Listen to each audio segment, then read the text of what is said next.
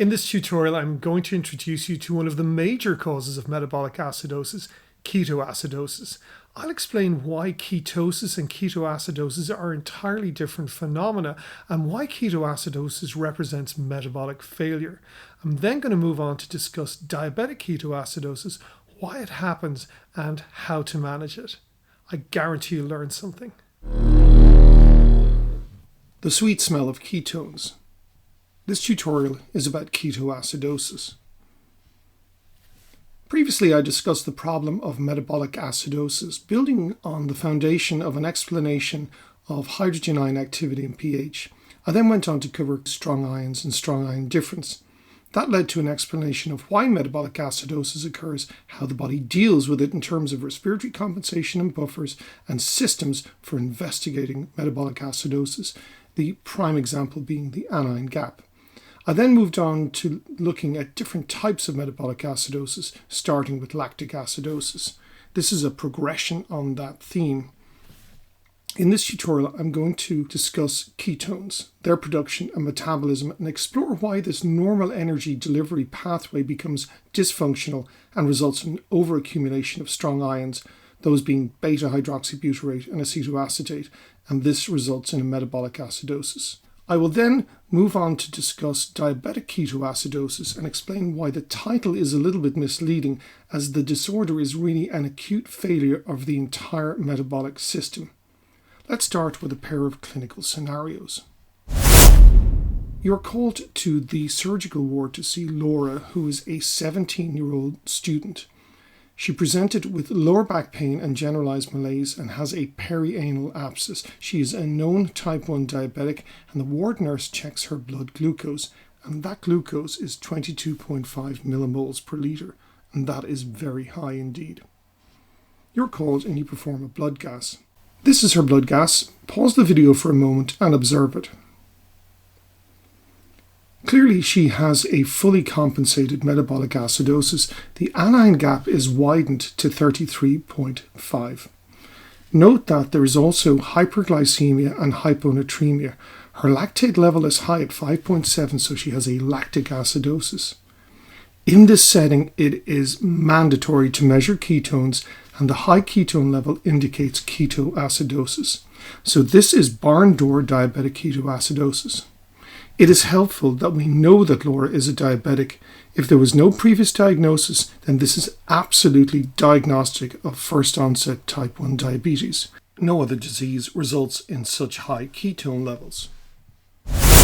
You're called to the emergency department to see Declan. Now, Declan is a 42-year-old tourist. We know this because we have his passport, but we have no other information about him. He was found on the floor of a hotel bedroom, barely conscious, confused, and gasping for breath. An ambulance was called and he came into the emergency room. A blood gas was performed and a serum chemistry panel. This is what it shows. Again, pause the video for a moment to take in the data. Severe metabolic acidosis, but not fully compensated this time. Similar to Laura, the anion gap is widened and he has a high sodium and a high chloride and a lactic acidosis. Frequently, clinicians would shut up shop here and start looking for the causes of lactic acidosis. But that lactate represents just over a third of the base deficit, so measurement of ketones is mandatory, and his ketone levels are high. Ketones always trump lactate in metabolic states for reasons that I will explain later. We know nothing about Declan, but we can say assuredly that Declan has ketoacidosis, but the cause is undetermined. I think it's fair to say that ketone has been one of the words of the century so far. There is relentless talk about ketosis, ketogenic or keto diets, paleo, Atkins, low GI, etc. Athletes are routinely checking their blood or urine for ketones to see if they're keto adapted.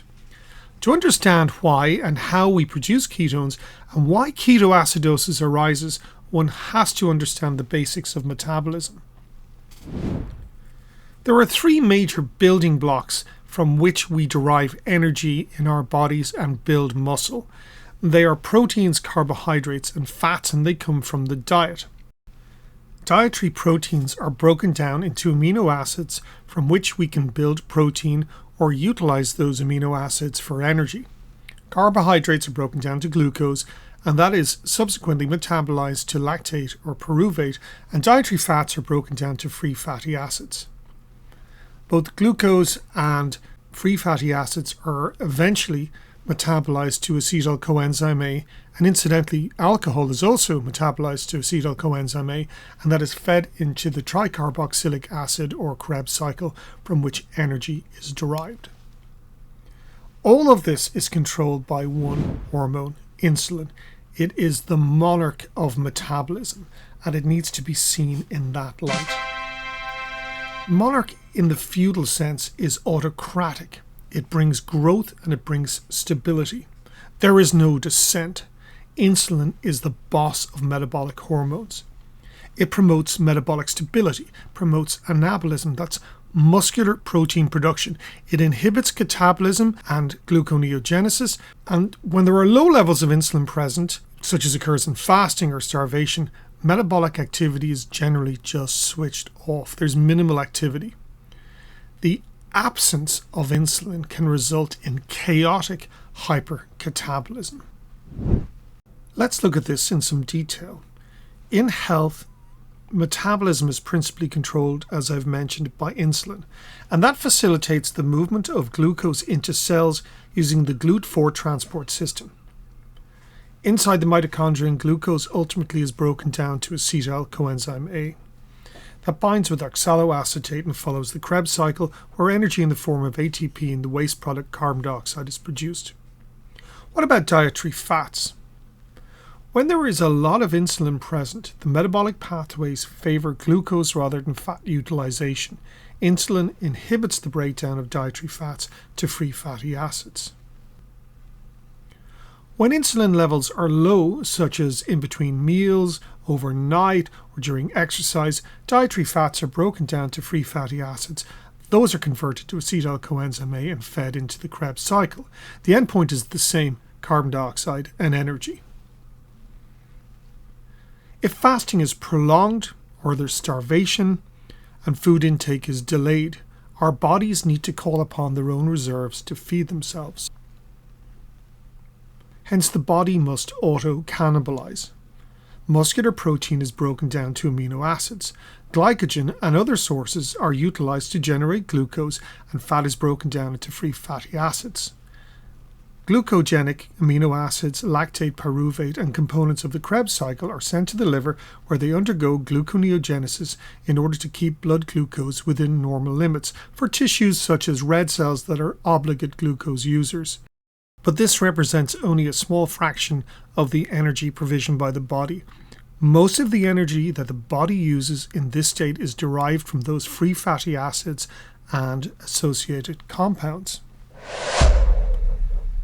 When there is low dietary carbohydrate intake, then insulin production is suppressed, and most of the acetyl coenzyme A is derived from these free fatty acids.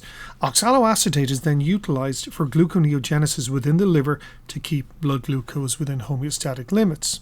As a consequence, within the liver, substrate for the Krebs cycle becomes unavailable, so that acetyl coenzyme A is repackaged by a complex chain of biochemical reactions into ketone bodies, acetoacetate and 3-hydroxybutyrate. Remember, all of this is going on in the liver.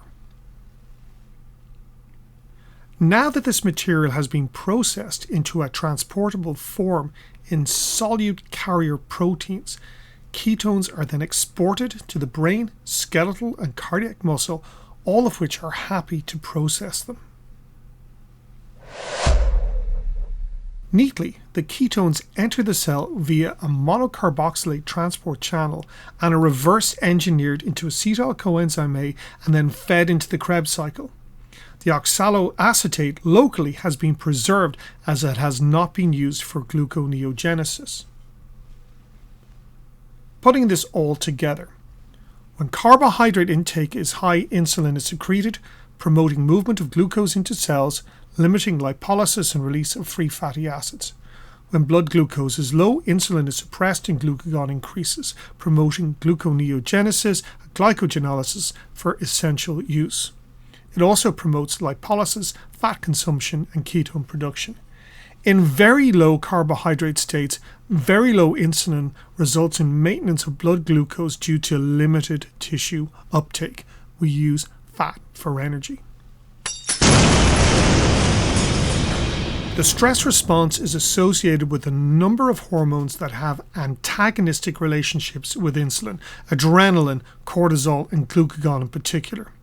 This results in stress, hyperglycemia, and relative hypoinsulinemia in critical illness. But in patients with limited or absent pancreatic islet cell reserve, this can lead to acute metabolic failure, characterized by hyperglycemia, proteolysis, and lipolysis, characterized by ketoacidosis. At this point, I think it's worth discussing the difference between ketosis, which is an absolutely normal response to fasting, and ketoacidosis, which is a dysfunctional metabolic state. Ketosis occurs when glucose is unavailable, such as in low glucose intake, for example, paleo, keto, Atkins, low GI or low carb diets, or starvation, and in situations where there is a high glucose loss, such as in the use of SGLT2 inhibitors, and when, of course, insulin is unavailable, such as type 1 diabetes. Now, we generate ketones all the time. 2/3 of lipids entering the liver are turned into ketones, and they provide 50 to 20% of total energy production under normal circumstances. In the absence of dietary carbohydrates, we initially turn to glycogen and gluconeogenesis and then to ketones as a primary energy source. That takes about 3 days. But regardless, once one becomes semi-keto adapted, plasma ketone levels rarely exceed 1 millimole per litre. Now, it is important to understand that these ketones carry a charge. They are strong anions. The pKa of beta-hydroxybutyrate is 4.1. It is fully dissociated at all ranges of physiologic pH. The pKa of acetoacetate is 3.58. It's fully dissociated. They're chemically weak acids but biologically strong anions and fully dissociated. That means that they will cause a reduction in the bicarbonate, they'll cause an increase in the base deficit and a fall in the pH. So the higher the ketone level, the greater the impact on acid-base status. When does ketosis become ketoacidosis? When the pH falls. So who develops ketoacidosis? The first group where glucose is unavailable. Well, normal people on ketogenic diets don't become ketoacidotic because they're able to control insulin levels that adjust to their diet. It's basic evolutionary biology. However, we do see ketoacidosis in patients who are grossly malnourished, and in particular malnourished alcoholics. This is part of a paradigm known as euglycemic ketoacidosis. We see hyperglycemic ketoacidosis classically in type 1 diabetics, that's diabetic ketoacidosis, in the setting that these patients have inadequate or ineffective insulin when dealing with a stress response, or else they just have no insulin at all and they become hypercatabolic, generating huge amounts of lipid. Type 2 diabetics do become ketoacidotic, and we are seeing a lot more of these presenting to the hospital these days since the advent of the use of sodium glucose cotransport 2, SGL2 inhibitor drugs. And again, this is part of this modern phenomenon of euglycemic ketoacidosis and why you really need to be measuring ketones in your clinical practice. There is a way of kind of rule of thumbing the level of ketones versus the underlying disorder, and in general, if you're seeing ketone levels in excess of 10 millimoles per litre, it's likely diabetic ketoacidosis. And DKA, you can have ketones at any level, but I've never seen anything above 30. Dieting, never more than 2. With starvation and alcoholism, in general, not more than 5, although you can see it a little bit higher.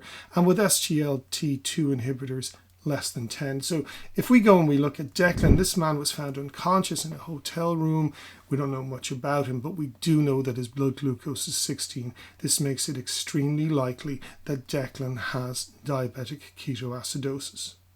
So now let's look at diabetic ketoacidosis in a little bit more detail. This is a precise definition for a particular syndrome that occurs in type 1 insulin-dependent diabetics, and it's important to differentiate DKA, diabetic ketoacidosis, from ketoacidosis in a diabetic patient. That can be multifactorial, but this is a very precise picture.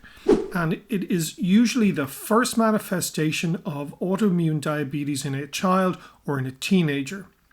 For someone who already has diabetes, it is sometimes activated by an acute insult such as sepsis or trauma, causing a dramatic increase in stress hormones such as epinephrine, that's adrenaline, cortisol, or glucagon, or it's caused by failure to take medications. For example, the pump stops working, the patient becomes ill and stops taking their insulin, or they become psychotic. There's some reason the medicines don't reach the bloodstream.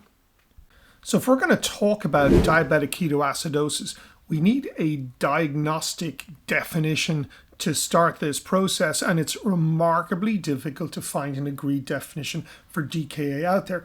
I'm going to use the British definition, which I think is very simple, where they use DK in A to quantify it. D for the patient is already known as a diabetic, so they're at risk, or else they have a blood glucose of more than 11 millimoles per litre. This will be considered diagnostic. K is blood ketones greater than 3 millimoles per litre or +2 on urinary dipsticks, and A for acidosis with a pH of less than 7.3 and a bicarbonate of less than 15 millimoles per litre. Now let's look at what actually happens during DKA. Insulin levels are insufficient to control blood glucose following ingestion of carbohydrates. That's the big picture in acute diabetes. Once the blood glucose exceeds 10 millimoles per litre or 180 milligrams per deciliter, then glycosuria, that is sugar in the urine, ensues, and an osmotic diuresis occurs, leading to dehydration.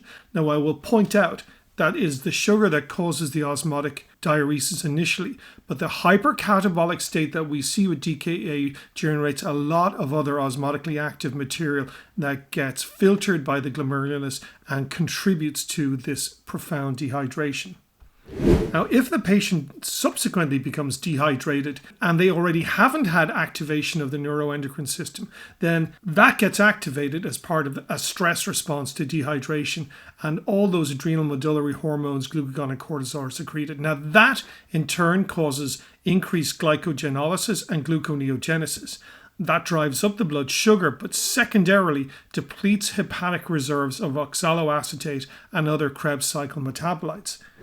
This results in accumulation of lactate and lactic acidosis due to the combination of gluconeogenesis and all that adrenaline pumping around, causing aerobic glycolysis. Failure to suppress free fatty acid production results in uncontrolled ketogenesis and ketoacidosis. Because there are such low levels of Krebs cycle metabolites available due to gluconeogenesis, the capacity of the body to clear ketones is reduced. Initially, the plasma sodium is low, but as forced diuresis advances, the plasma sodium and osmolality rise significantly. This results in significant intracellular and extracellular volume depletion. However, the most likely cause of death is cardiac arrest due to hyperkalemia secondary to hypoinsulinemia and acidosis. How do we measure ketones? Fatty acids are broken down to acetyl coenzyme A, and that is subsequently broken down to acetoacetate. Acetoacetate may produce acetone. This is not a strong ion. It's what you smell off the breath in DKA, but it is eliminated entirely through breathing. The big component, though, is beta-hydroxybutyric acid, beta-hydroxybutyrate. About 4/5 of all the ketones present during DKA is beta-hydroxybutyrate. The acetoacetate is not as important. And why this is important from your perspective is that if you get urinary ketone sticks and you check the ketones, all you're measuring is the acetoacetate. And that's problematic because it only gives you like +1, +2, +3, whatever. And it may not give you any idea of the true amount of ketones present. So in my view, it is mandatory in this day and age to do blood testing of ketones. But remember, what the blood tests is beta hydroxybutyrate. So when you even measure the ketones on the blood, you're only measuring 4/5 of the ketones. Remember, the acetoacetate is present. And what's curious about acetoacetate is that it goes up high initially in DKA, but then it's all shunted over to beta hydroxybutyrate. But then as the beta hydroxybutyrate is being cleared, it goes back into acetoacetate. So in the process of ketones being cleared, the actual urinary ketones may increase while the patient's getting better. So that you really do need to know the difference between these two tests. Urinary ketone dipsticks measure acetoacetate only. They're purely for screening, and even then they are unreliable.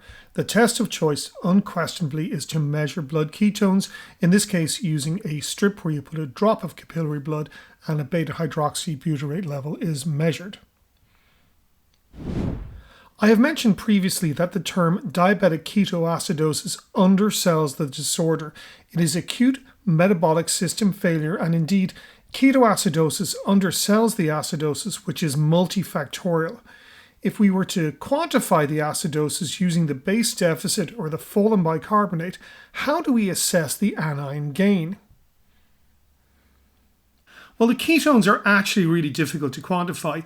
It's likely that the negative charge associated with beta hydroxybutyrate is not fully representative of the base deficit effect. So I usually just multiply it by 1.25, taking into account that it's only 4/5 of the total charge. Lactate's effect on the base deficit is a 1-to-1 effect.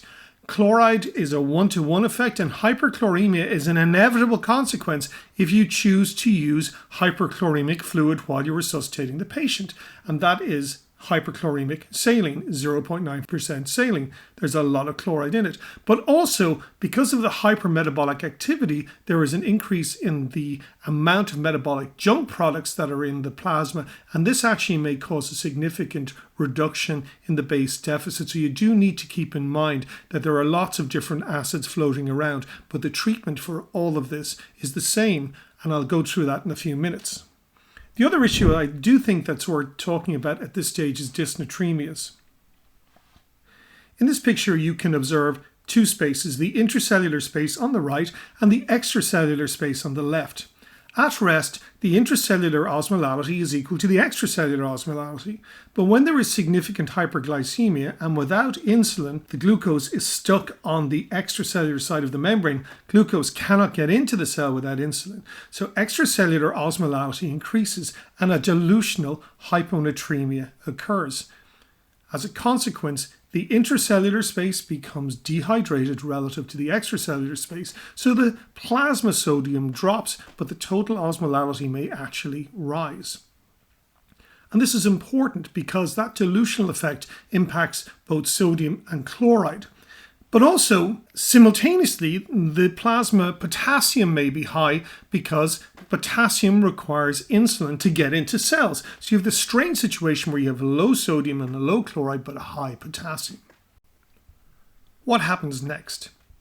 Over time, increased urinary osmolality will cause significant aquaresis.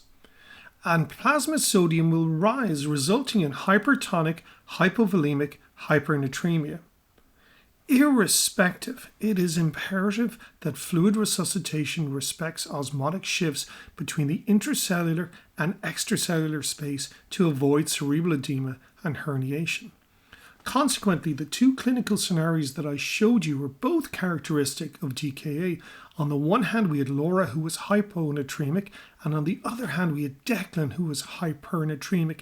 They were just at different time points in the paradigm. So always commence resuscitation, if indicated, with isotonic fluid to get fluid back into the body, but also to make sure that we don't have dramatic osmotic shifts going on too quickly, causing problems with the brain. Let's look at the management of diabetic ketoacidosis. There are 5 goals in the management of acute diabetic ketoacidosis. The first one is to control the system failure and to restore basic metabolic activity by giving the patient intravenous insulin. That insulin is a short-acting version of the drug that works immediately.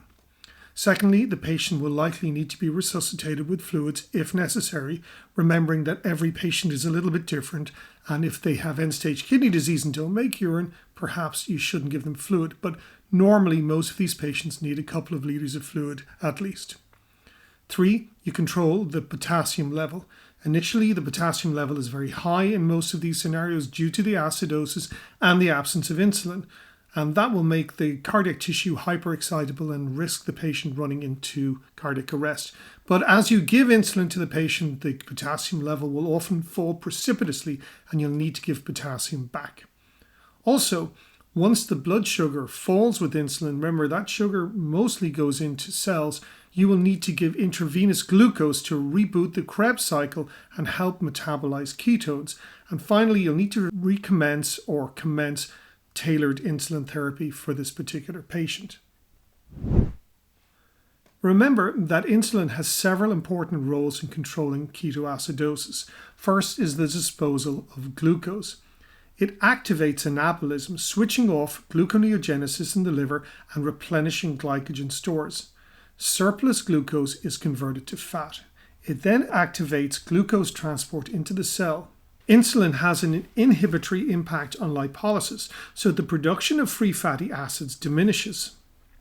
And simultaneously, as free fatty acids are able to pass into cells without difficulty, both glucose and free fatty acids are converted to acetyl coenzyme A, and this feeds the replenished Krebs cycle. This restarts standard aerobic metabolism and cuts off the production of ketones, but it also helps utilize the ketones that are floating around the body. That process takes time, so you must be patient. Simultaneously, extracellular potassium moves into cells because insulin activates the sodium-potassium co-transporter mechanism. Once the blood glucose falls to a certain level, an exogenous glucose infusion will be required, to which potassium is usually added, as extracellular potassium may fall precipitously. If you're working or studying in a hospital, it is very likely that your hospital has a clinical pathway for managing diabetic ketoacidosis that most people will follow most of the time. I'm not going to second guess the components of that pathway because there is a lot of controversy about how to manage DKA. So what I'm going to just show you now are the fundamental principles of managing DKA. And the first thing, of course, is to identify that it's present by measuring blood ketones. I think this is absolutely imperative. And then the patient will definitely receive insulin intravenously, either by a bolus or a continuous infusion, or both. Along the way, the patient will have to have blood draws done quite frequently. Blood glucose and ketones, I believe, should be measured hourly initially, and the potassium needs to be regularly measured, and blood gases need to be regularly measured. In our practice, the patient will get an arterial line and be managed in a high dependency unit. Then the patient will be fluid resuscitated with an isotonic fluid. Eventually, they will receive a hypotonic fluid that contains potassium. And then once everything settles down, the patient will take in some food and water, and long-acting insulin will be administered.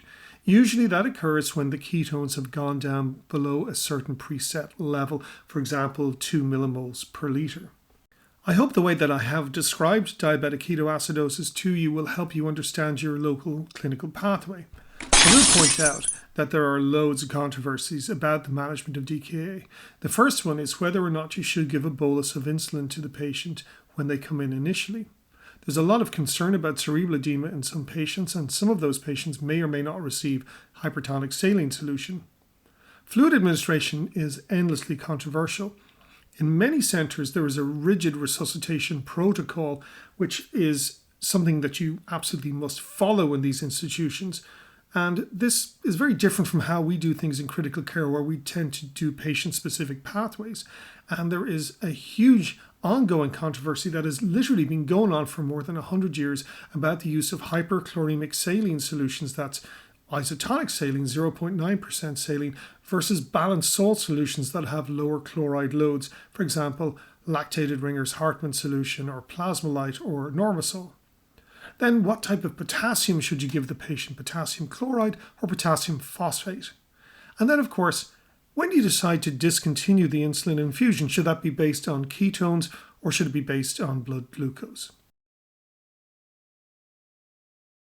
It seems to me that the current trend of thinking about diabetic ketoacidosis is to recommend administering resuscitation fluids prior to insulin and a de-emphasis on the blood glucose and more on the overall patient welfare. And there's a big concern about how you give insulin because of the refeeding effect that insulin has, that rapid transfer of potassium and glucose into the intracellular space that results in hypokalemia and hypoglycemia. And remember, hypoglycemia is significantly worse for the patient than hyperglycemia. So these days, usually insulin is started as an infusion and potassium replacement is commenced at a much earlier stage than perhaps 20 or 30 years ago. What infusion rates do you start your patients on? First of all, you need to make up the infusion, and that might be, for example, putting 50 units of short-acting insulin into 49.5 mils of saline, which makes up 50 mils. And then, as you can see from this table that I've taken from the British guidelines, you start at 0.1 unit per kilo per hour. What happens subsequently varies, but once the glucose goes below 14 millimoles per liter, you need to start a dextrose infusion, usually 10% dextrose, and then reduce the rate of insulin, if necessary, to 0.05 units per kilo per hour. Obviously, if someone is very insulin resistant, you may have to adjust that. Now let's look at the two patients I mentioned earlier in this tutorial.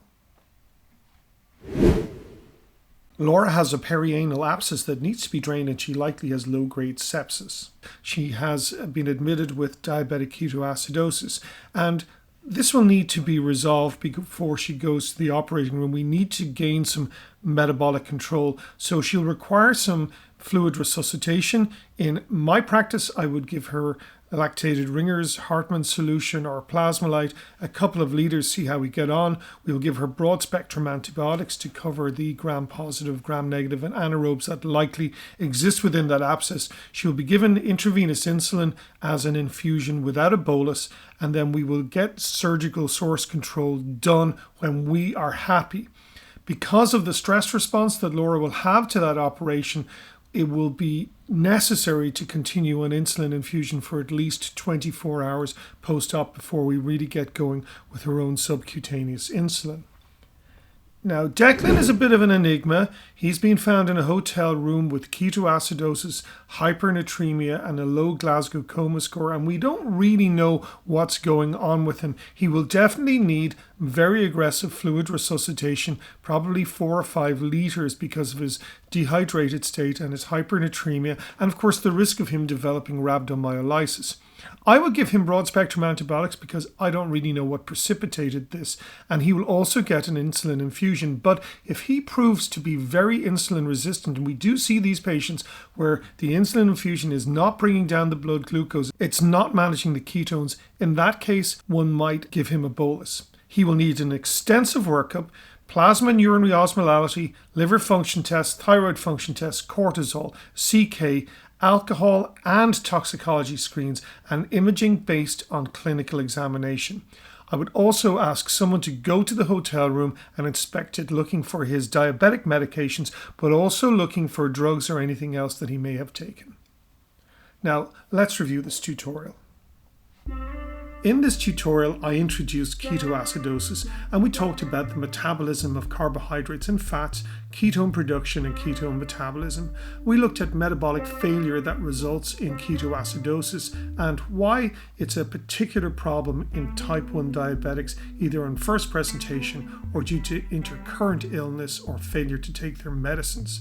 I discussed the characteristics that make diabetic ketoacidosis a specific disease syndrome and the fundamental principles of the management of diabetic ketoacidosis, at the end of which I pointed out some of the controversies that I will address in a separate tutorial. Next time I'll move on to talk about the concept of euglycemic ketoacidosis, in particular ketoacidosis due to starvation and alcoholism, and finally a very modern phenomenon, ketoacidosis associated with SGLT2 inhibitors. Join me then and I guarantee you'll learn something.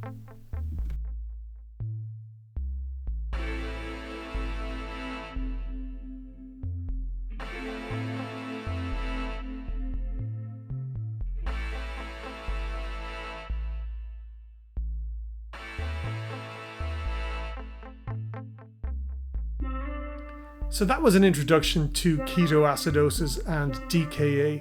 If you enjoyed this tutorial, please press like now and introduce me to some of your friends by sending them links to these tutorials and get them to subscribe so I can grow the subscriber base. Next time we're going to talk about euglycemic ketoacidosis.